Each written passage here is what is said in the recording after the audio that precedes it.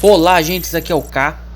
E hoje vamos falar sobre uma polêmica que tem ocorrido no mundo da cultura pop, que é sobre Branca de Neve, um filme que veio envolto em problemas atrás de problemas na produção, na pós-produção, e o lançamento tá uma carniça também. E basicamente, como vocês bem conhecem a história, Branca de Neve é uma animação, é o primeiro filme animado, ele é de 1937. Então assim, o Branca de Neve é a animação que todo mundo conhece, mesmo quem não assistiu sabe a figura da Branca de Neve. É um dos filmes uma das animações mais importantes da história do cinema, e isso não é pouca coisa. E é um filme assim que para muitas pessoas envelheceu mal, para muitas pessoas ele não é um bom filme, ele tem seu apelo técnico, mas o roteiro, o pessoal, assim, é muito comum acharem que deixa a desejar. E aí a Disney vem, como de praxe, produzir um remake, certo? Fez isso com Aladdin, fez isso com Rei Leão, fez isso com a Bela e a Fera, Cinderela, enfim.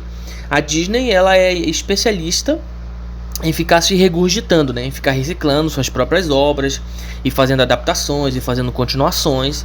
A gente sabe que é assim a gente sabe que é assim que o mercado funciona. Seja Disney, seja Warner, seja Sony, enfim. É como o mercado funciona. Por quê? Porque Branca de Neve é uma marca muito poderosa, é de um filme muito influente, e aí foram fazer a versão live action, que está no cinema atualmente. E esse filme ele veio envolto em polêmicas, porque a atriz protagonista, primeiro que ela não é branca, que nem a neve, ela é latina, então a pele dela é morena, que é a Rachel Zegler. E aí dizem que ela é mais feia do que a Rainha Má, que é interpretada pela Gal Gadot. E em várias entrevistas a Rachel Zegler e a Gal Gadot falaram que é um filme no qual a protagonista, a mulher, não precisa ser salva pelo príncipe. Enfim, vai toda aquela discussão de progressismo, conservadorismo que a gente está acostumado a ver na internet. E eu quero falar aqui hoje não é nem sobre isso. Eu posso até fazer uma fita específica para esse tema, mas o que eu quero falar aqui hoje é sobre adaptação, sobre adaptações, na verdade. Porque vejam bem, quando eu pego uma obra, pode ser um livro, pode ser um desenho, pode ser um HQ, e eu adapto ela para uma outra mídia, ou às vezes para a mesma mídia, mas eu estou adaptando em um outro tempo, em um outro contexto, coisas vão mudar por motivo A ou por motivo B. Um exemplo disso é o famosíssimo Senhor dos Anéis.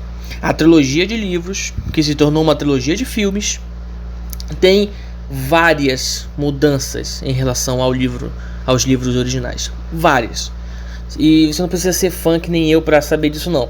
Mas é um monte de coisa. Personagem que foi tirado, personagem que foi reusado, personagem que foi fundido um no outro. Um monte de coisa.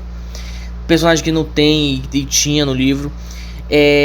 Então, Senhor dos Anéis, e olha só, por que eu estou usando o Senhor dos Anéis como exemplo? Porque a trilogia de filmes do Senhor dos Anéis, ela é considerada uma obra-prima. Inclusive eu acho também, eu acho praticamente perfeita, sendo que o primeiro filme é uma obra-prima completa, o 2 e o terceiro são dois excelentes filmes, e é um exemplo de adaptação, mas prova que a adaptação boa não é adaptação fiel. Uma adaptação bem feita, ela não precisa ser necessariamente fiel, ela precisa estar dentro de um contexto e ela precisa ser bem feita. Aí, claro que você vai perguntar, quem que define o que é bem feito? Quem que define qual é o bom contexto? Aí é a coisa de cada um, porque no próprio Senhor dos Anéis pode ter gente que acha errado as mudanças. Eu vou usar um exemplo bem pequeno. Nas duas torres, tanto no livro quanto no filme, nós temos a Batalha do Abismo de Helm, na qual os homens, certo, de Rohan, eles se defendem contra o exército de Saruman. No livro é somente os homens que lutam. É só os homens de Rohan que lutam até o fim, sem ajuda de nenhum povo, sem ajuda de nenhuma raça. São apenas os homens que lutam e conseguem vencer o exército de Saruman. E beleza, e vencem a batalha. No filme, nas duas torres, o Peter Jackson, que é o diretor, ele veio e ele trouxe os elfos para fazer parte da batalha. E assim, tem fãs que consideram essa uma mudança muito drástica, uma mudança muito ofensiva, uma mudança que vai contra o cânone criado pelo Tolkien nos livros. E de novo, isso é uma questão de opinião, é uma questão de gosto. Você pode não gostar. Por exemplo, eu, e olha como leitor dos livros, eu não tenho problema com os elfos aparecerem na batalha. Mas eu entendo quem não gosta, eu entendo o fã que se sente um pouco ofendido por causa disso. E tem o direito de se sentir assim. Porque adaptações, elas nunca foram para ser incólumes, entende? Elas nunca foram feitas para ser perfeitas. Elas foram feitas para serem bem feitas. Um outro exemplo, se a gente for ficar na questão da fantasia, é Game of Thrones, certo? Temos aí uma série de grande sucesso que já acabou, que até a quinta temporada, ou melhor, até a sexta temporada, não, até a quinta temporada, ela tinha os livros para se basear, ela adaptava os livros. Aí, a partir da sexta temporada ela parou de adaptar, tanto que na sétima e na oitava, as duas últimas, nós vimos uma queda de qualidade. Mas a primeira temporada, e ela é muito parecida com o livro, diga-se de passagem, a primeira temporada de Game of Thrones é muito parecida com o primeiro livro, ela tem muita similaridade, só que ela tem as suas diferenças pontuais. E o que eu quero falar com tudo isso, voltando agora para Branca de Neve, é que essa adaptação live action, primeiro que ela é sim uma reciclagem para fazer sucesso em cima de um título tão famoso, e ela vem com várias atualizações. E não tem como, assim, não é uma questão de esconder, não é uma questão de pensar. São atualizações progressistas que está acontecendo no filme. Isso é bom, isso é ruim, vai de cada um. Aí é o seu posicionamento político que vai falar mais alto. Mas é um filme que, no início da produção, prezou como posso falar, por uma pauta progressista, por uma pauta feminista. Ou seja, o príncipe não é nem mais um príncipe, que ele é assim, na verdade, e como está na versão final do filme, ele é o bom ladrão, certo? Faz parte de um grupo de artistas circenses, e como a gente vê no filme. E sendo que na história original é um príncipe muito rico que no final da obra leva a Branca de Neve para viver feliz para sempre. Isso não acontece na versão live action. Então são várias mudanças que vão ocorrendo. A própria questão da Rachel Zegler, que é uma atriz latina, assumir o papel de Branca de Neve, sendo que ela não é branca como a neve. Então é um filme que ele vem envolto em polêmica, e ele sim é uma adaptação muito arriscada. E quando você vai pegar a obra original de 37 e torcer ela para uma mensagem atualizada, para uma mensagem modernizada, você corre o risco de ser um fracasso, como está se provando que vai ser a versão live action. E assim, é um problema que a Disney vai ter que lidar. Parece que o filme realmente vai ser um flop gigantesco. E no fim de tudo, o que fica a reflexão aqui é: adaptações, elas têm sim que ter mudanças. Não existe nenhuma adaptação que seja ipsis literis. Não existe, isso é impossível. Seja pela mídia, seja por uma escolha artística do diretor, não importa. Nenhuma adaptação ela é 100% fiel.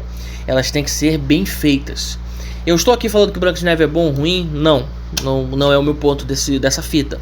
O meu ponto é: as mudanças que ocorreram no Branca de Neve ocorreriam em qualquer obra. Agora, se elas foram bem feitas ou mal feitas, se elas foram ofensivas ou foram respeitosas, aí sim é uma outra discussão. Isso fica para um outro momento.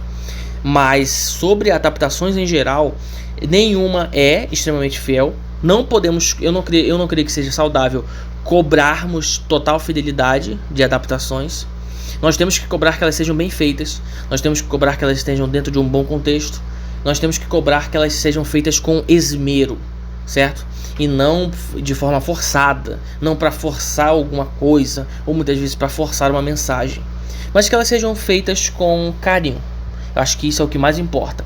E infelizmente na indústria que a gente vive hoje, de música, de filme, de cinema, de livro, de quadrinho, na indústria, no mercado que a gente vive hoje, a gente sabe que o primor artístico ele é sacrificado em troca de um primor industrial. As coisas são feitas de forma industrial.